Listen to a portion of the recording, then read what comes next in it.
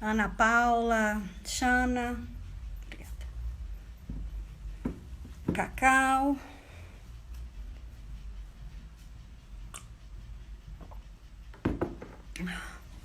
Vamos ver se vai dar certo agora. A professora já entrou.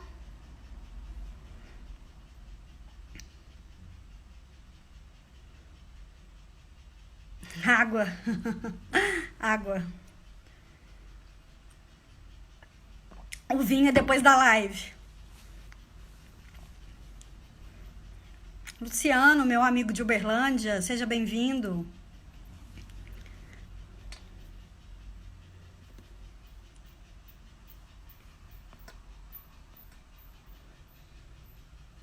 Quando eu faço o convite, às vezes alguém consegue me ajudar. Quando eu vou fazer o convite para a professora, aparece assim, não pode participar.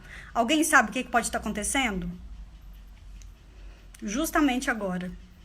Oi, Roberta. Roberta é a nossa presidente, tá aqui no grupo.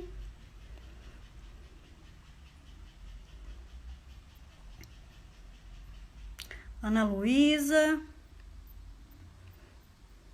Alguém consegue me ajudar, gente? Apareceu isso da outra vez para ela, aí ela entrou de novo e deu certo. Aí agora tá falando para ela que ela já entrou, mas ela não entrou. E aqui para mim aparece que ela não pode participar. Tá escrito não pode participar. Ó, vou chamar a senhora. Não consigo nem chamar a senhora. Então, mas a senhora, para a senhora tá aparecendo a tela dividida comigo?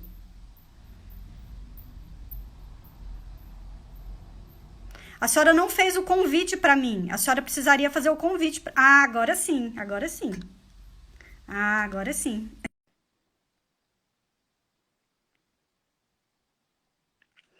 Agora vai dar certo. Ah, Deu, tá vendo, deu, professora? deu Agora certo. deu. Agora deu certo. Ótimo. Agora não sai mais daqui. Seja bem-vinda, professora. Muito obrigada. Obrigada, mãe. Já, até meu irmão já ligou para mim para dizer como era. Ó, Já está tudo certo agora. eu vou Já está apresentar tudo a certo senhora agora. de novo, tá bom? Vou apresentar a senhora de novo para a gente já dar início. Ok, obrigada. Pessoal, então essa live é a live da Comissão Nacional das Mulheres Agraristas, da UBAL, UBAL é a União Brasileira dos Advogados Agraristas. Nós representamos, eu estou aqui como vice-presidente da comissão, nós temos aí como presidente a Roberta, que está aqui no grupo. Eu vou falar só os primeiros nomes para vocês e vocês conseguem ter acesso a todos os dados aí no nosso Instagram. Roberta, presidente, a Heloísa, secretária, a Melina, tesoureira, Ana Paula, assistente, e a Júlia, assistente, tá? A nossa missão é levar o direito agrário, o agrarismo para todas as mulheres do Brasil, para desenvolvê-las aí da melhor forma possível, tá? A nossa convidada é a nossa querida professora Maria Cecília Ladeira de Almeida, que prontamente aceitou o meu convite. Muito obrigada, professora. Imagine. É um prazer para nós tê-la aqui. A professora é formada pela Faculdade Padre Anchieta em 78, se formou em 78, é mestre em Direito Civil pela Universidade de São Paulo, é especialista em Direito Agrário pela Associação Espanhola do Direito Agrário, é especialista em Direito das Sociedades Cooperativas pela Faculdade Politécnica de Madrid e, para que a gente já dê início, ela foi procuradora federal aposentada do INCRA de São Paulo. Vamos lá, professora, não vamos perder mais tempo, que a fala da senhora é preciosíssima para nós. Obrigada. Eu agradeço o prestigioso convite. Desculpe aí as confusões de tecnologia, mas vamos lá. Podemos começar. Agradeço a todos que estão aqui me ouvindo nesse momento. Professora, vamos começar falando do papel da mulher no direito agrário, no agronegócio? Pois não. Bem, a mulher dentro do direito agrário, especialmente na questão do agronegócio, tem tido hoje um papel de bastante relevância. Estas mulheres, que antigamente a gente imaginava uma mulher na vida na zona rural, era apenas alguma mulher que trabalhava na lida, trabalhava na terra mesmo, hoje a gente vê uma quantidade enorme de mulheres tanto nas faculdades de agronomia, engenharia florestal, zootecnia, etc. E elas hoje exercem um papel muito grande na lida agrária, mas não só nas atividades mais simples, não menos importantes, como catadoras de café, de algodão, etc., mas com toda a tecnologia que hoje se faz necessário para o exercício dessa atividade agrária. Então, hoje a gente percebe isso de maneira muito grande, esse empoderamento. Também, por outro lado, as políticas públicas de acesso à propriedade, sejam pelo que for, ou por programas de reforma agrária, ou regularização fundiária no sentido estrito da palavra, etc., hoje tem dado uma grande importância à presença da mulher. Tanto é que nós encontramos essas mulheres hoje como beneficiárias e, às vezes, como prioridade na concessão de benefícios, não só na utilização do imóvel, através de concessões, transferência de propriedade, como também de linhas de crédito, etc. Então, a gente percebe hoje que ela tem um papel muito importante. Eu me lembro até, nos idos de 2009, mais ou menos, eu ainda chefiava a procuradoria aqui em São Paulo, que nós tivemos um caso intrigante, porque duas mulheres que tinham uma união homoafetiva, elas queriam ser beneficiárias de num assentamento no interior do estado de São Paulo. E, tecnicamente, se você olhasse o rigor da lei, diz assim, o homem e a mulher serão beneficiados. Tá, se é o homem e a mulher, ali eram duas mulheres. E aí começaram a dizer que não podia, etc. Falei, gente, vamos parar com isso. Isso não existe mais. A Constituição garante essa igualdade em todas as uniões afetivas, homoafetivas ou heteroafetivas. E realmente foi o primeiro caso, eu me lembro na época que saiu em jornais, etc., se não me engano, era talvez Castilho, aqui no interior, bem no interior do estado de São Paulo, quase Mato Grosso, em que foi concedido a elas, como um casal, homoafetivo no caso, foi concedido a elas o direito de explorar uma parcela de reforma agrária. Foi uma revolução na época, saiu em jornais, tal, mas foi o empoderamento da mulher, né, em todas as situações.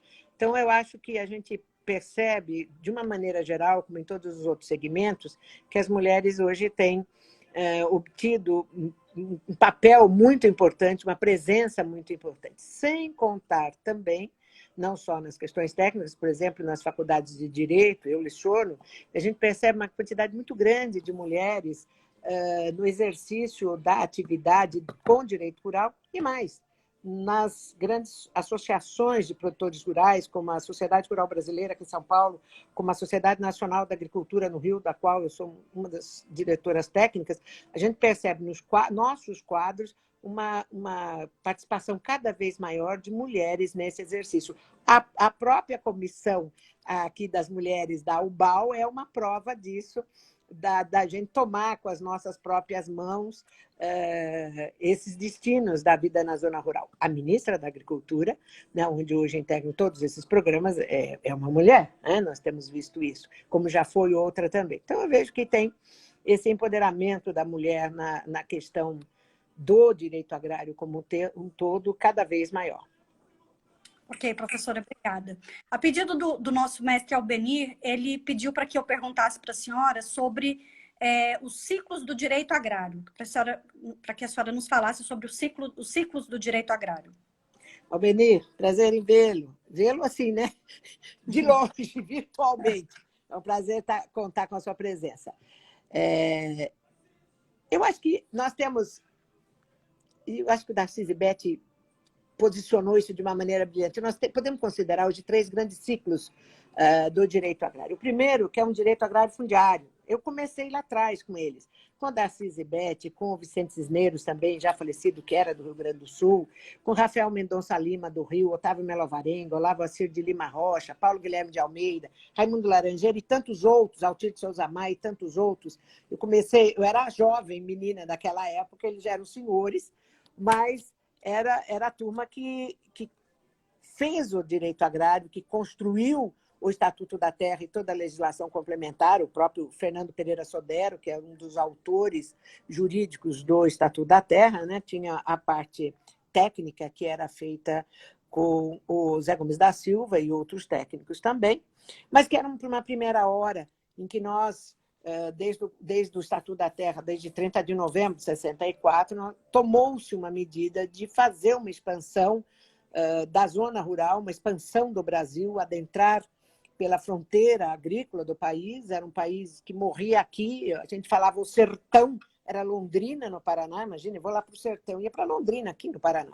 Então, a própria Constituição de Brasília permitiu essa expansão da fronteira agrícola, que foi feita, então, pelo INDA, pelo IBRA, depois chamado INCRA, em 1970, e que abriu as fronteiras agrícolas e houve, então, o grande processo de ocupação do território nacional.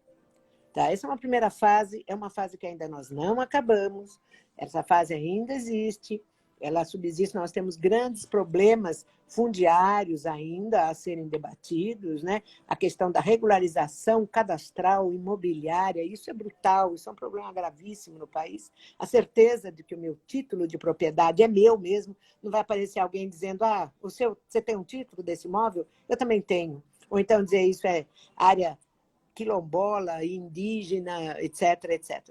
Tudo isso tem que ter um acordo das partes para nós chegarmos a um consenso e a gente ter um perímetro do território brasileiro com a certeza da dominialidade dos registros imobiliários. Então, a primeira fase, a fase inicial, vamos chamar assim, de um direito agrário moderno, que é o direito agrário fundiário. Lá pelos idos de 1980, especialmente antes até, depois da Conferência de Estocolmo, em 1972, começa a se falar em direito ambiental, aquilo ganha uma grande força. Então, nos anos 80 e 90, nós começamos a falar de um direito agroambiental. Lógico, não há interferência maior no meio ambiente do que a atividade agrária. A hora que você mete a pá, mete a enxada no chão, você já está matando... Como é que chama esse bichinho? Esqueci. Minhoca, isso mesmo. Minhoca.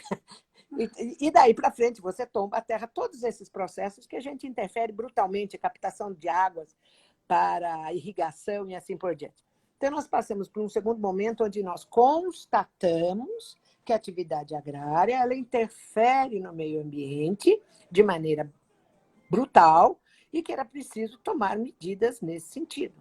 Eu vou até lembrar uma coisa, a Lei Imperial de Terras, a Lei 601 de 1850, a primeira lei de terras aplicada ao Brasil, quando a gente lê esta lei inteirinha, a gente percebe que ela tinha, guardadas as devidas proporções, ela tinha uma preocupação com o meio ambiente, posto que este é o único meio de produção existente à época. Então, se eu detonar o meio ambiente, eu não tenho condições de fazer outra cultura. Numa época, especialmente, que a gente não tinha remédios para se usar na zona rural, maneiras de preservar, de conservar, né? Ou até mesmo fazer onde se tinha uma safra, ter duas ou mais, assim por diante. Então, nós temos um segundo momento em que nós começamos a falar, no final do século XX, vamos dizer assim, de um direito agroambiental. Eu me lembro das primeiras conferências, 1990 e poucos, o Darcy vai me corrigir se eu estiver errada, em que nós tivemos em Buenos Aires, houve um congresso em Buenos Aires, e o grande tema foi o direito ambiental detona o direito agrário, a atividade agrária não pode ser mais feita por conta do direito ambiental, e é lógico, naquela época, ovo de Colombo, claro que não, muito pelo contrário, né? E aí, então, você vai encontrar uma legislação que, inclusive, criminaliza todo o dano ambiental, fauna, flora, ar, água e solo, né? Isso é muito preocupante. Hoje, a gente está migrando também para uma questão da logística reversa, isto é, aquilo que sobra da zona rural, desde da embalagem de um defensivo agrícola até resquícios de produtos já usados e transformados. O que a gente faz com isso? O que eu faço com a bagaça da cana? Eu jogo na água, não jogo, etc, etc. Então, a gente tem evoluído muito nessa questão agroambiental, na questão até de regularizações fundiárias, nos projetos de reforma agrária. Existe hoje uma resolução do CONAMA própria para isso, própria para os projetos de assentamento, a que título for. Toda vez que você vai rasgar terra, fazer parcela, entregar para os beneficiários, você tem que atender a essa resolução do CONAMA. Então, está ficando cada vez mais especializado essa segunda fase. Entramos numa terceira fase aqui no Brasil, que às vezes me chama um pouco a atenção, que é o direito do agronegócio, como se fosse destacado do direito agrário, que modestamente, no meu entender, eu acho que não é. E o que a gente tem aqui? Claro que nós andamos muito em relação àquele direito fundiário, e nós hoje não precisamos falar aqui para ninguém que nós hoje somos um país de ponta na questão do agronegócio, né? E aí o que você encontra é essa terceira fase em que se busca muito as questões de mercado, as questões que antecedem a própria produção agrícola e aquilo que é o batido que a gente sabe, o antes, o durante e o depois da porteira. Eu continuo achando que o antes e o depois tem uma questão fundamental chamada atividade agrária. Se eu não tiver a atividade agrária, eu não tenho o antes da porteira e o depois. E a atividade agrária é um princípio basilar do direito agrário. E, portanto, eu entendo que esse agronegócio integra esse nosso direito agrário. Pode ser que, com o tempo, a especificidade do agronegócio crie princípios próprios, se desgarre de um direito agrário que fique mais na esfera fundiária, talvez, como o direito agrário que saiu de um direito civil, de um direito privado, por conta da especificidade da atividade agrária lá atrás, no final do século XIX para o século XX. Então, a gente está nesses três mundos. Se a gente pensar um pouco em Europa, não se fala em direito do agronegócio diverso do direito agrário. Ainda que a gente fale o agronegócio, lá 20, 30 anos atrás, 40 anos atrás, nós estamos falando de um direito de produção, o mercado consumidor, como produzir, indo então o antes da porteira. O que eles tratam, se for a PISA, eles cuidam do mercado, o produto sendo colocado no mercado, as questões ambientais, a questão de consumo, o problema de segurança alimentar, tudo mais, mas não destacando esse agronegócio, esse agribusiness do direito agrário. Nós aqui estamos num caminho nesse sentido. A professora Vitória, Maria Adriana Vitória, ela escreveu um artigo sobre princípios do agronegócio, assim como também o nosso colega aqui do Brasil, Buranelli, também escreveu alguma coisa não, ele tem um livro excelente sobre princípios do agronegócio. Eu acho que a gente precisa caminhar um pouco mais, sedimentar mais. Eu me lembro bem que ele até disse que a gente precisava, o agronegócio tem uma construção muito grande econômica, mas não tem e fiscal, e não tem uma construção jurídica. Eu acho que a gente precisa pensar um pouco nisso. E talvez criar um direito do agronegócio separado do direito agrário. Eu trabalho com isso há mais de 30 anos. E o direito agrário, para falar bem claro, para quem convive há tanto tempo como eu, sabe que passou a ser um direito maldito. E era mesmo, o direito do direito agrário é igual ao direito da reforma agrária. Reforma agrária que implica na expropriação da propriedade privada, etc. Então, isso ficou maldito. Chegou a um ponto em que você não podia dizer que você falava de direito agrário. O pessoal olhava para você e dizia, nossa, esse cara vai expropriar o meu imóvel. O que não é verdade, o direito agrário não cuida disso. O próprio INCRA, onde eu trabalhei, o Darcy Zibet também trabalhou lá há muitos anos, somos procuradores antigos lá, não cuidava só de reforma agrária. Esse era um dos nossos pontos. A gente tem um acervo de atuação enorme, uma área muito grande de trabalho. E era muito interessante, porque não só o direito agrário era um direito maldito, mas eu dando aula, dando aula até de direito civil, de direitos reais, por exemplo, eu perguntava se tinha ali alguém que era filho de produtor rural. Eles não diziam, eles ficavam quietinhos, porque eles tinham vergonha de ser filho de um fazendeiro. Hoje, inversamente, pela importância que o agronegócio tem no país, todos que são filhos de fazendeiros falam, não, meu pai é fazendeiro, meu pai tem uma fazenda, eu tenho esse... Então mudou esse perfil muito, muito bastante, bem bastante. O que eu acho, então, que a gente tem hoje 3 grandes fases, um direito fundiário, numa primeira fase, uma segunda fase agroambiental e essa terceira que caminha para uma especificidade do agronegócio. Volto a dizer, nós não abandonamos as outras fases, elas não estão superadas ainda, como estão em muitos países. Ok. Professora, pegando esse gancho, fala para a gente um pouquinho do princípio da função social, princípio constitucional da função social da propriedade. Pois não. A senhora já falou um pouco sobre isso, mas... A função social, na verdade, ela ganha maior destaque a partir da Constituição de 88, mas ela já está no nosso direito há muito tempo atrás. O próprio Estatuto da Terra, em 30 de novembro de 1964, ele exigia, determinava, melhor dizendo, o cumprimento da função social do imóvel rural. E a gente viveu nessa época uma dicotomia muito grande, porque se o imóvel urbano, nos termos da Constituição então vigente, não tinha obrigação de cumprir a função social, o imóvel rural tinha. E esse cumprimento da função social se dava através de 4 parâmetros, e se dá hoje através de 4 parâmetros que foram recepcionados na Constituição de 88, que é uma produção racional, proteção ao meio ambiente, no exercício dessa atividade agrária, atender às normas que regem as relações de trabalho, que é toda a forma de labor na zona rural, tá? E, finalmente, trazer o bem-estar ao rurícola. Como é que surge essa função social em termos doutrinários? Lá atrás, lá no início do século XX, com a questão do êxodo rural, e especialmente a Primeira e a Segunda Guerra Mundial, acontece um problema muito grande, porque a população vem para a zona urbana, e o que eu digo para os meus alunos, mas a mimosa, a vaquinha ficou lá na zona rural. Leite não dá na caixinha, leite dá na vaca.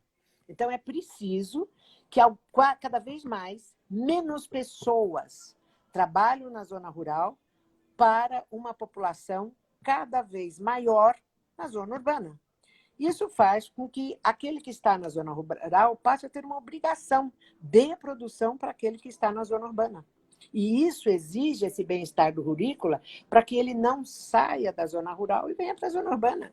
Há muitos anos atrás, eu me lembro que houve um problema de preço, problemas fiscais na França, isso deve fazer uns 20, 30 anos, não teve dúvida. Os fazendeiros, os criadores de carneiro, de ovelha, foram para a Avenida Champs-Élysées com carneiro, com ovelha, com tudo. Sabe o que aconteceu? Acabou o problema. Porque quem está na zona urbana não quer dividir com a zona rural a escola, o hospital, etc. Então, quem está na zona rural, que fique lá com todos os benefícios de quem está na zona urbana também, em termos de bem-estar social, etc. Quando, em 1912 e depois, em 1919, em conferências em Buenos Aires, o Leon Digui diz uma coisa muito importante. Ele diz o seguinte, que o direito de propriedade não é mais o direito subjetivo do proprietário. O que era esse direito subjetivo do proprietário? Era a doutrina liberal, que vinha lá do Código Napoleônico. Eu tenho o direito de usar, gozar, fruir, dispor e reaver de quem justificadamente a detém. A regra que nós temos até hoje. Tá, ele diz, não é mais o direito subjetivo do proprietário, ele é muito mais que isso. É o direito objetivo do detentor da riqueza, de ter a obrigação de produzir para quem está na zona urbana. Isso cai como uma luva no término da Primeira Guerra Mundial, porque, por conta disso, já que você tem que produzir, a Constituição alemã, a Constituição de Weimar, ela vem e diz assim, a propriedade obriga. Se até então dizia-se a propriedade é um direito, a Constituição alemã vira isso no avesso e diz assim, a propriedade obriga. Seu exercício deve ser no bem-estar de todos. E o não exercício da função social, agora usando o termo função social, implica na possibilidade da perda dessa propriedade. Né? É Leon Digui que forja esse nome em iuris, que é função social, e que foi sendo adotado paulatinamente nas constituições da Europa, na Polônia, Portugal, Espanha, Itália, etc., aos poucos, ou como norma constitucional, ou como infraconstitucional, foi se mitigando esse direito absoluto de propriedade privada que o Código Napoleônico trouxe. Então, hoje, a gente olhando o 1228 do Código Civil, a gente encontra isso. Eu tenho direito à propriedade privada desde que atenda à sua função social. E isso que vinha no Estatuto da Terra, em 1964, ele é recepcionado na Constituição de 88 e é estendido para o imóvel urbano. E assim acabou esse problema de que o imóvel rural, só ele é obrigado a atender à função social. O imóvel urbano também tem, e lembrando, ele deve atender ao plano diretor municipal. Ótimo, professora. É uma luta da UBAL que o direito agrário seja uma matéria obrigatória nas Diga, diga. qual que é a importância aí do direito agrário nas faculdades de direito? Bom, é o seguinte, vamos voltar. Nós somos um país agrícola. Quer queira, quer não, a gente tem indústrias, mas nós somos um país agrícola. O primeiro produto que se tem na França é agricultura, depois é perfume. O primeiro produto que se tem nos Estados Unidos é agricultura, depois é avião. E a gente não quer ser um país agrícola.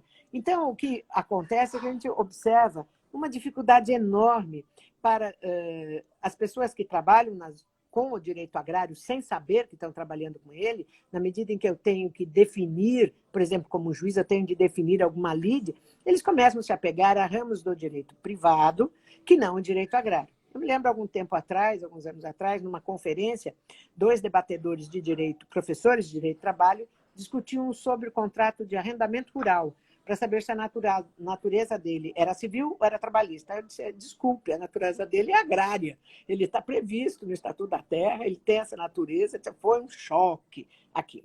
Então, o que a gente vê é que há um mas há um despreparo para atender às questões que envolvem a questão agrária, todas elas. Desde da parte fundiária, a parte dos contratos, todos eles têm há um despreparo muito grande.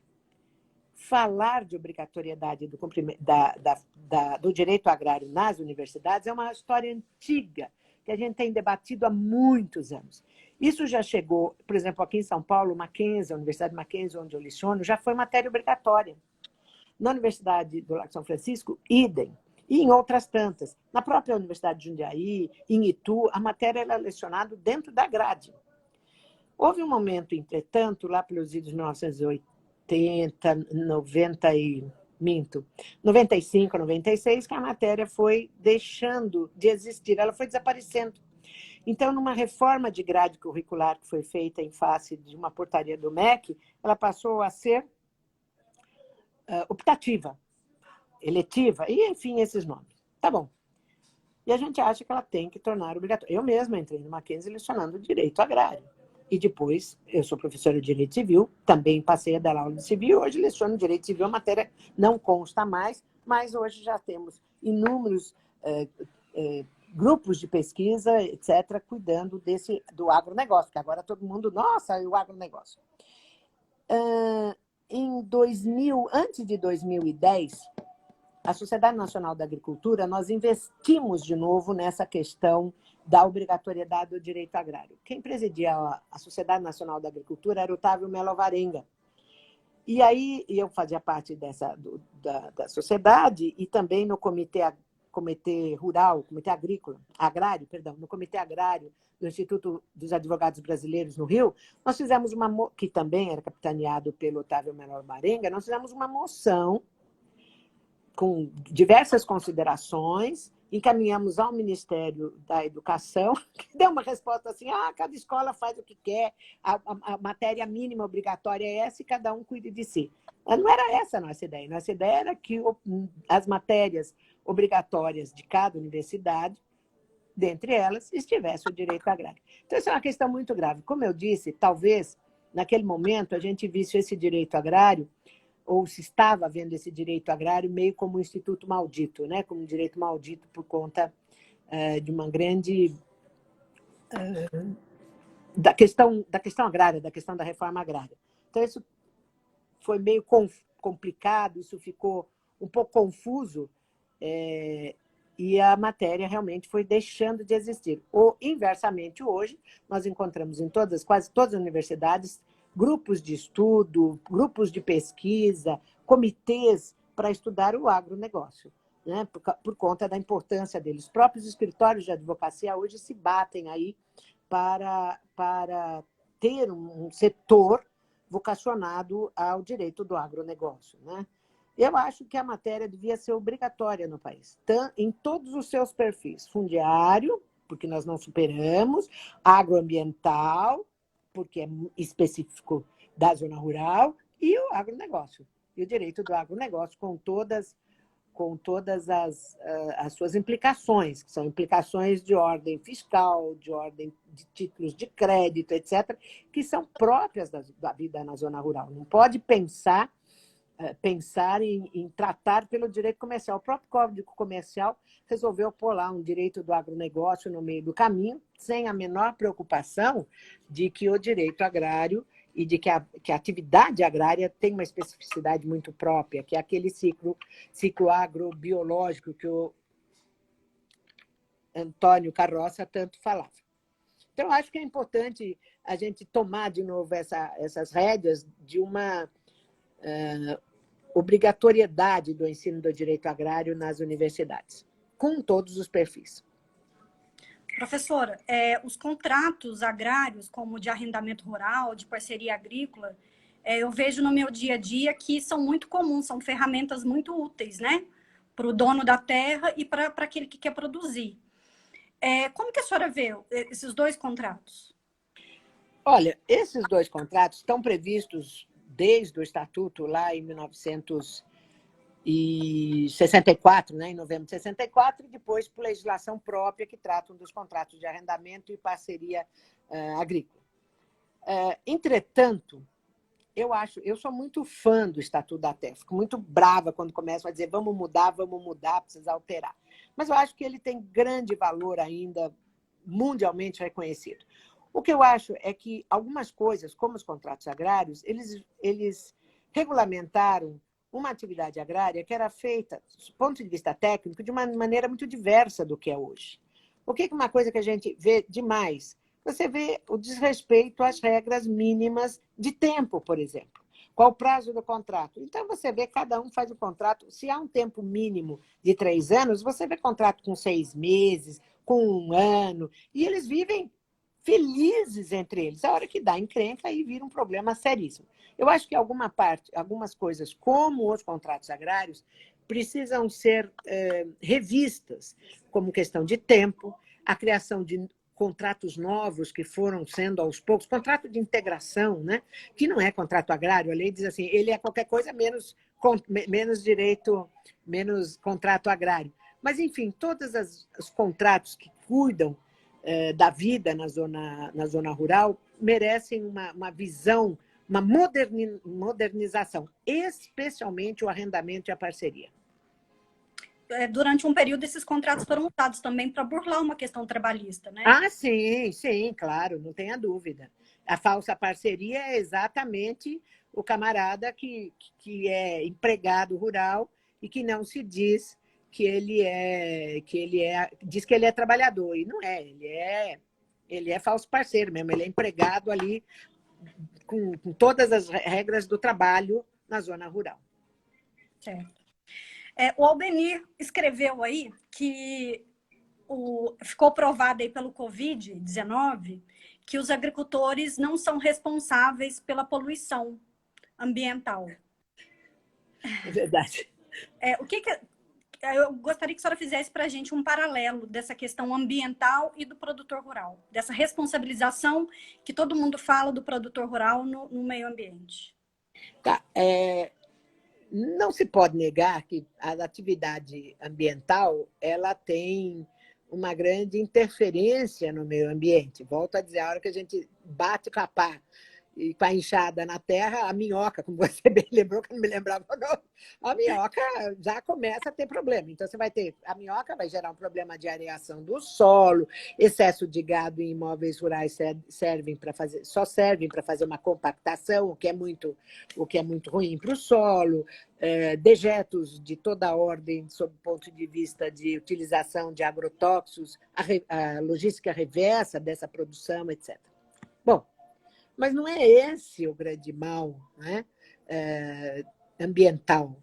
Hoje, como bem lembrou o Albenir, hoje está provado que a poluição atmosférica, por exemplo, ela é um grande causador de danos. A gente olha aí nessas imagens que estão mostrando, ontem mesmo à noite eu estava vendo, a questão de, se não me engano, era Bombaim, era Mumbai, na Índia, né, Bombaim, onde você observa fotos de como era há 6 meses atrás, você não vê nada, não ser uma tremenda poluição, e como está agora. Você vê os prédios. Mesma coisa na China, você vê os canais de Veneza, que era um lodo aquilo. Por quê? Porque aqueles barcos e aquelas gôndolas, de tanto andar, mais ainda os barquinhos lá, motores, táxis e outros tais, mais ainda eles causam um levantamento do lodo do fundo dos canais do que qualquer coisa. Então, a gente percebe que realmente existe uma poluição feita na zona rural que interfere no meio ambiente, mas ela não é a grande causadora do dano ambiental. O grande causador são as atividades urbanas, sem dúvida nenhuma, especialmente essa parte de poluição atmosférica que é brutal nos dias de hoje, que a gente observa pela queda da produção, a gente observa que nós estamos com ar mais limpo, com água mais limpa e assim por diante. Eu acho realmente que foi uma grande lição a aprender que não é a zona rural que causa o dano ambiental da maneira em que estava sendo propagado. Não que, volto a dizer, não que ele não cause, mas é infinitamente menor do que a poluição da zona urbana. Descarte de lixo, por exemplo, é uma coisa aterrorizante, né? Lixo de toda a ordem que a gente tem. Será que podemos falar que o turismo tem mais responsabilidade do que o agronegócio, a agricultura? O turismo em cidades que vivem da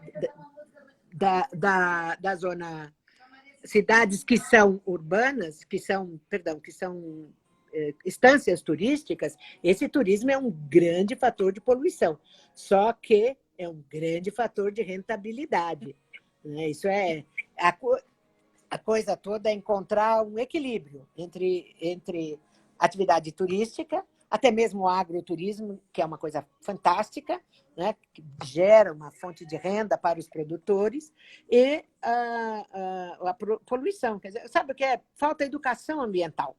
A grande coisa é isso, falta educação ambiental para qualquer um, todas as áreas. Enquanto a gente não tiver essa educação ambiental enraizada na gente, não vai para frente.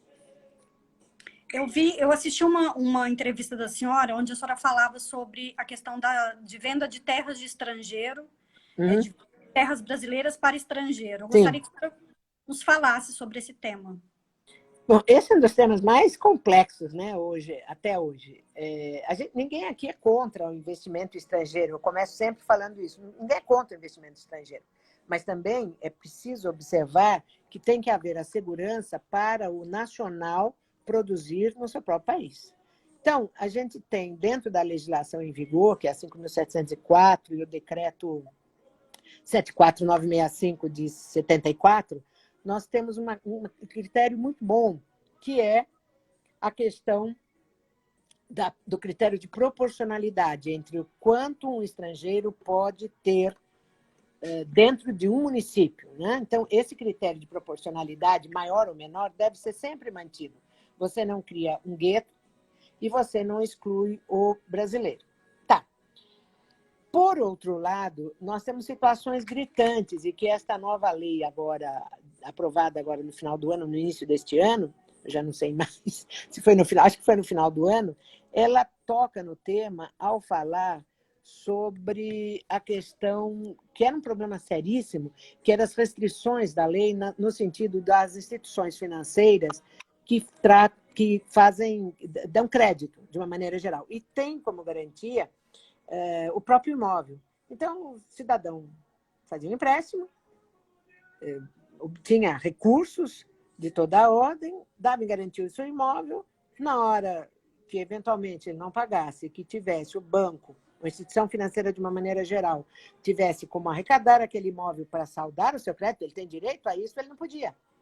Porque ele não podia ter o imóvel, posto que ele era ou pessoa estrangeira ou pessoa nacional com capital acionário majoritariamente estrangeiro, que é a desconsideração da pessoa jurídica, que foi motivo de inúmeros pareceres desde o tempo do Saulo Ramos, lá em 1978, 79, por aí, daí para frente, Todos esses temas sempre foram muito tratados. A própria desconsideração da pessoa jurídica teve muito de evolução por conta desses pareceres, quando a gente abria a pessoa jurídica nacional e lá atrás tinha uma pessoa, quem mandava realmente era uma pessoa, quem detinha o poder era uma pessoa jurídica estrangeira.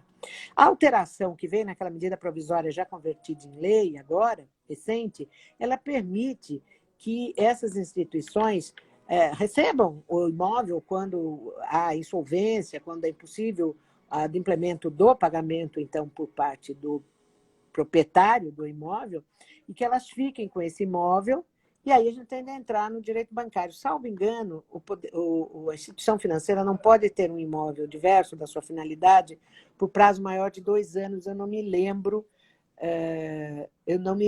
mais se são 2 anos ainda, mas eram 2 anos. Então, um banco que recebia, um banco nacional, um banco brasileiro, que recebia um imóvel rural como garantia do seu crédito, ele depois podia ficar com o imóvel, mas no prazo de 2 anos ele tinha de vender. Ele não podia ficar mais com esse imóvel, porque ele não tinha atividade agrária. E isso, então, é o que nós temos hoje, a possibilidade, primeiro, dessas instituições financeiras, por conta desta medida provisória, ora convertida em lei, elas poderem ficar com o imóvel para saldar o crédito que ofereceram ao produtor, enfim, e daí, então, claro, atender a legislação bancária que prevê que elas devem dar fim nesse imóvel, não podem ficar com eles, mas poderão ficar como garantia do crédito, o que antes não tinha. Isso, sabe o que trazia? Trazia um problema muito grande de investimentos. Numa época que nós vivemos, uma época de globalização, a questão de financiamentos, de investimentos é muito grande. Então, nós não podemos continuar dizendo assim, eu não deixo ninguém entrar. Aliás, nunca foi proibido, é regulamentado. Então, proibido a aquisição de imóvel rural por estrangeiro no Brasil. Não é proibido, não, é regulamentado. Nós temos 3 tipos de países, podemos dividir isso em 3 tipos. Países que têm total liberdade, basta você ter dinheiro para aplicar, seja feliz. Países que têm completa proibição, só os seus nacionais, como a Suíça, por exemplo, só os seus nacionais podem adquirir imóvel rural. Quem não é nacional suíço, a Suíça não integra a União Europeia, não pode. E países que têm regulamentação, como o Brasil. Se essa regulamentação deve ser alterada, quero crer que sim, como foi agora, sob esse ponto de vista, mas sempre preservando a segurança alimentar e, mais do que isso, a segurança nacional. Se você for na Argentina, o estrangeiro pode adquirir na Argentina inteira, menos na fronteira com o país em que faz. Então, eu sou brasileiro, eu posso adquirir imóvel rural na Argentina, mas na fronteira com o Brasil não pode. O chileno pode adquirir na Argentina, mas não pode adquirir na fronteira com o Chile. Então, essas questões de segurança nacional são complicadas, são delicadas e devem ser observadas numa eventual alteração maior da legislação.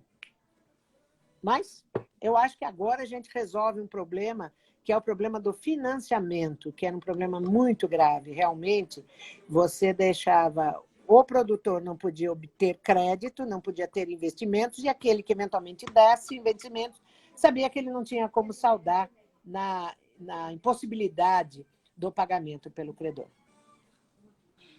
Professora, a senhora, como uma defensora aí da agricultura, e pegando vários vieses negativos, vários pontos que precisam existir aí dentro das políticas públicas para ajudar os agricultores, quais são as políticas públicas que a senhora entende que falta aqui no Brasil para que esses agricultores tenham mais sustentabilidade e produtividade? Nossa, muita coisa. Não precisa de falar todas, não, mas... Não, veja, eu acho, eu vou até sintetizar isso aqui. Precisa ter eficácia as políticas públicas, porque nós temos política pública de tudo que é jeito, mas elas são ineficazes. Ninguém leva a sério, entendeu? Então, a gente talvez precise de uma política pública, sem dúvida nenhuma, a gente precisa de uma política pública visando uma coisa que é importante, que eu acho que é a primeira, é dar certeza às situações registrais, cadastrais. Acabar com a questão isso é meu, mas pode ser que amanhã descubram que é terra indígena. Isso é meu, pode ser que amanhã vire quilombola. Não que eles não tenham direito, muito pelo contrário. Mas é resolver o problema. Maior ou menor o tamanho da reserva indígena, da área quilombola, tende a acabar isso. Tende a acabar essa indefinição fundiária em que nós vivemos. É preciso realmente definir, entendeu? E ninguém quer resolver, porque deixa como está, assim, a gente vai levando, vai empurrando de barriga, deixa como está. Não é isso. Então, se isso aqui é quilombo, se isso aqui é área indígena, se isso aqui é área de caiçara, é caiçara.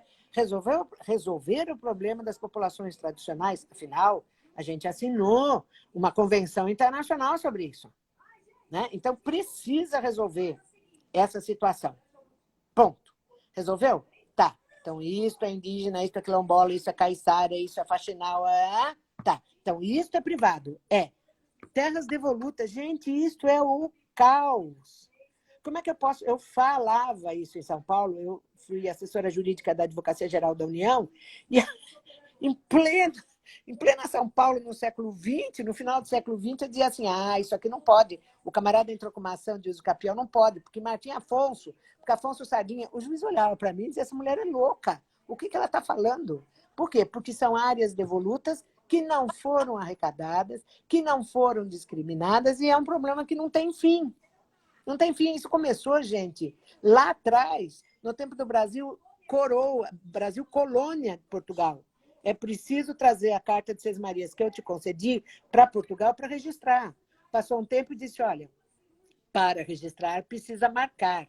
E num outro terceiro momento, isso no século XVII, foi dito, é preciso medir para marcar, para registrar. Nós não fizemos isso até hoje. Nós estamos com esse dever de casa. Então, é a lei, da lei, muda de novo a lei. Cada vez fica mais fácil e cada vez fica mais difícil.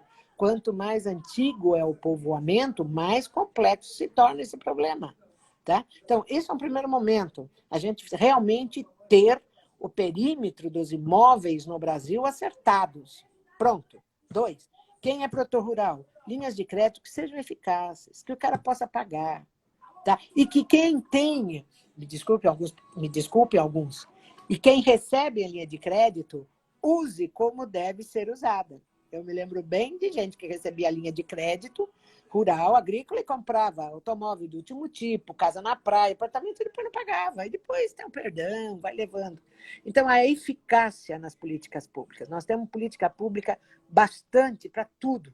Já tem política pública suficiente. Elas podem, algumas, serem mais aprimoradas, mas dar maiores facilidades tanto ao produtor, como ao governo, como aos investidores, de uma maneira geral.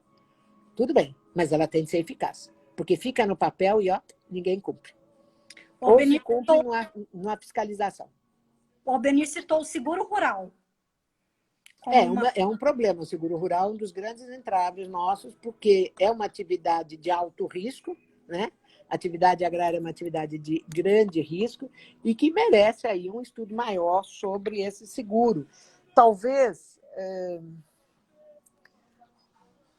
uma nova visão sobre esse seguro, uma modificação de legislação. Outro dia eu estava conversando aí pela internet com o grupo direitoagrario.com, né, formado lá pela turma, e nós estávamos falando, eu não me lembro exatamente como, que eu disse, sabe, a gente precisava criar uma força-tarefa e fazer um pente fino nessa legislação agrária, não para ficar consertando, remendando, etc., mas para fazer uma nova, porque a gente está ficando com Frankenstein. Cada norma agrária, a gente tem inúmeras, né? Cada norma agrária, vou mostrar uma coisa aqui para você. Ó.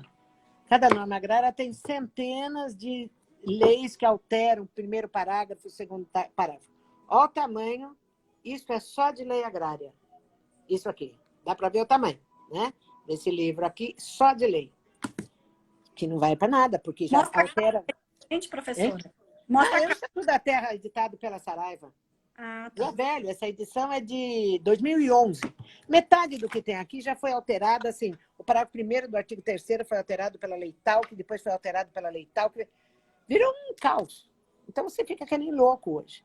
Então, eu estava pensando, eu escrevi isso essa semana ainda, propondo, vamos fazer uma força-tarefa, criar uma força-tarefa. A gente tem gente muito jovem, muito boa aí para trabalhar nisso, para pegar distribuir de alguma maneira isso e a gente refazer esta legislação, não consertar, mudar o parágrafo primeiro, do segundo, do terceiro, etc., mas fazer uma legislação nova.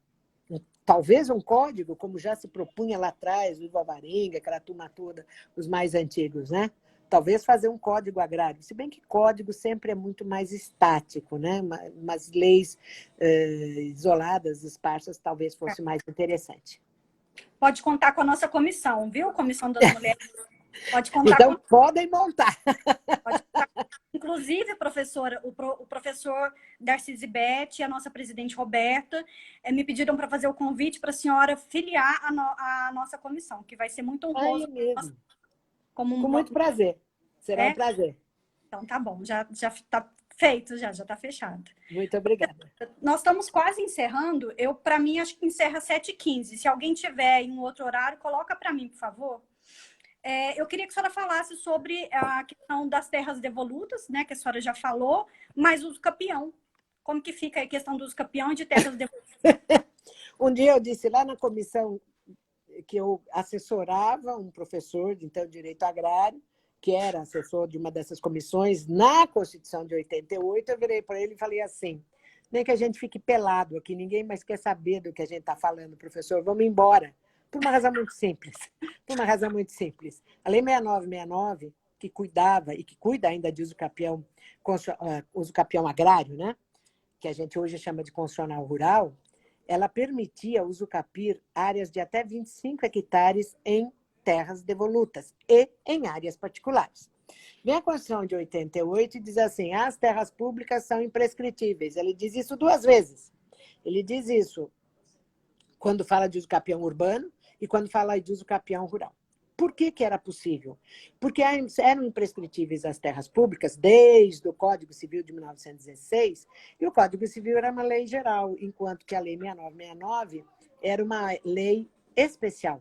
Então, se permitiu, entre 1981, quando da Lei 6969, até 1988, quando da Constituição, que as terras devolutas fossem usucapidas. Gente, era o melhor negócio da China, porque em vez de eu, poder público, ir atrás dos particulares em terras devolutas para terminar, talvez, essa ação discriminatória, que tem prazo, às vezes tem ações. Eu tive uma ação que tinha mais de 60 anos, é uma brincadeira um negócio desse. Né? Em vez o Estado ir ao Estado, no caso era o INCRA, e dizer assim, olha, eu estou em terra devoluta, não sou proprietário de outro imóvel rural urbano, tá? E quero ser regularizado. Verificado essa situação, não tinha sequer um processo judicial. Porque se o Estado reconhecia que ele estava em terra devoluta, se os confrontantes concordassem, era o que hoje a gente chama de uso capião extrajudicial. Né? Era possível a regularização dele. Em 88, o Constituinte disse, não, as terras devolutas são imprescritíveis. E aí, então, nós fizemos um dos maiores desserviços à regularização fundiária no país. Foi proibir a usucapião em terras devolutas. Sendo assim, eu tenho conhecimento de 2 trabalhos. Um é do nosso colega, quando fez mestrado em Goiânia, o nosso colega Gursen de Miranda, e o outro agora desse outro colega também de Goiânia, que é o Grande, né, Carlos Grande. Os 2 têm um trabalho sobre o uso capião em terras devolutas. Carlos está com a gente. O Carlos acho que está com a gente aqui no grupo. Se não me engano, é dele sim o trabalho sobre o uso capião em terras devolutas também, em que a gente chega à conclusão, lógico, que não pode nos termos da lei em vigor, mas que seria muito bom se isto fosse revogado na Constituição, permitindo novamente que as terras devolutas fossem regularizadas via uso capião, é a melhor coisa do mundo. Porque a hora que você inibiu isto, toda essa população, toda essa clientela da uso capião em terras devolutas migrou para quê? Para programas de regularização fundiária via desapropriação da propriedade privada, transformando aquilo num barril de pólvora, né? Que nós vemos. Então, é uma medida política que seria muito eficaz permitir-se novamente o usucapir com medidas próprias lá, enfim, a questão de verificar a usucapião em terras devolutas, porque é um problema enorme, é um problema enorme. A gente tem uma grande parte, e o pior, as cidades mais antigas têm espaços, têm manchas devolutas monumentais, que é aquilo que eu disse, o juiz olhava para mim e dizia, essa mulher é louca. Eu chegava para fazer a defesa da União em juízo, porque a pessoa estava usucapindo um pedaço de terra que era devoluto, e eu dizia, não, isso não pode, porque o Afonso Sardinha disse, o Pedrinho falou, o Martim Afonso de Souza, e assim por diante, o governador-geral. Era uma coisa louca.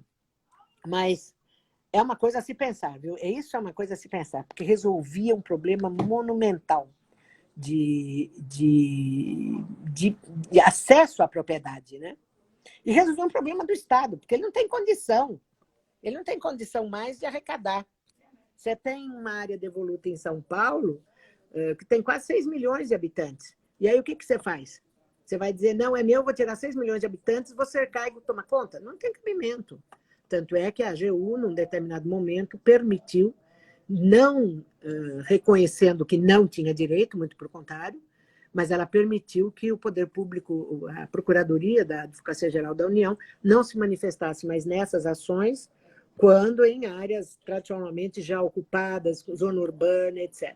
Então, daí, permitiu que a gente não se manifestasse no processo, podendo a qualquer hora, entretanto, promover a competente ação anulatória, que ninguém vai pegar um pedaço da Zona Leste de São Paulo e querer ocupar novamente o poder público, não tem nem condição, né? E desaparelhamento do Estado, alguém aqui, eu lendo aqui, alguém falou, isso é uma verdade, quando o Estado começa a se manifestar e dá certo, a primeira coisa que se faz é desaparelhar as instituições, aí elas não têm condição de fazer nada. Então, a usucapião seria uma forma muito boa de resolver um problema enorme fundiário. Isso pode ser uma pauta, então, de política pública, né? Ah, pode, sem dúvida nenhuma. Isso seria uma pauta. Mas isso precisa alterar a Constituição. Se bem que, se não me engano, eu acho que foi o Silvio Rodrigues, antes de morrer, se não me engano foi ele, que escreveu um artigo numa revista de direito, em que ele dizia que terra devoluta não era terra pública. Ah, e o Celso Bastos, em Comentários à Constituição, ele começa dizendo isso, indo contra toda a posição doutrinária e jurisprudencial, porque eles dizem que, num determinado momento, a Constituição, salvo engano, o artigo 185, 188, não tenho bem certeza, mas ele diz assim, está escrito na Constituição, terra devoluta e pública, o que se entende que terra devoluta é uma coisa e terra pública é outra. E, portanto, bens públicos são imprescritíveis e terra devoluta não seriam. Essa construção, se não me engano, foi feita, se não me engano, não, com certeza foi feita em Comentários à Constituição do Celso Bastos, naquela obra lá nos anos 90, no início dos anos 90, que era Celso Bastos e Ives Gandra, eles escreviam em conjunto. E depois, o Silvio Rodrigues, o Cláudio está dizendo, o Silvio Rodrigues também escreveu, com certeza. Ele escreveu uma clientela numa área devoluta, que é um condomínio chiquérrimo, viu, Cláudio? E daí ele entrou na do Celso Bastos. Mas a matéria hoje é pacificada, que terra devoluta é pública. Então a gente precisa pensar nisso de novo. Nós temos 1 minuto e 30 segundos para encerrar. Eu quero primeiro agradecer muitíssimo a senhora ter aceitado o nosso convite. A senhora deu uma aula para a gente hoje de direito agrário, imagina. políticas públicas e de agricultura. Enfim, eu só quero convidar a senhora novamente para uma segunda live. A senhora aceita? Aceito, sim. Aceito, sim. Me desculpe só ter precisado trocar o dia, porque eu estava com aqui uns encargos da universidade, que nós estamos todos lecionando online e tudo, e aí eu não tive como atender você naquele dia. Mas muito obrigada, eu me sinto prestigiada pelo convite e vou me inscrever na Comissão de Mulheres aí da UBAL. Nós vamos providenciar a inscrição da senhora e, mais uma vez, a gente está à disposição para ajudar aí com grupos de estudo sobre essa questão de políticas públicas. Pode contar conosco. Muito obrigada, eu agradeço. Quero agradecer a presença de todo mundo que participou da live. Muito obrigada a todos. É isso, estamos encerrando então. Boa noite, tudo de bom para a senhora. Muito obrigada, boa noite. Boa noite.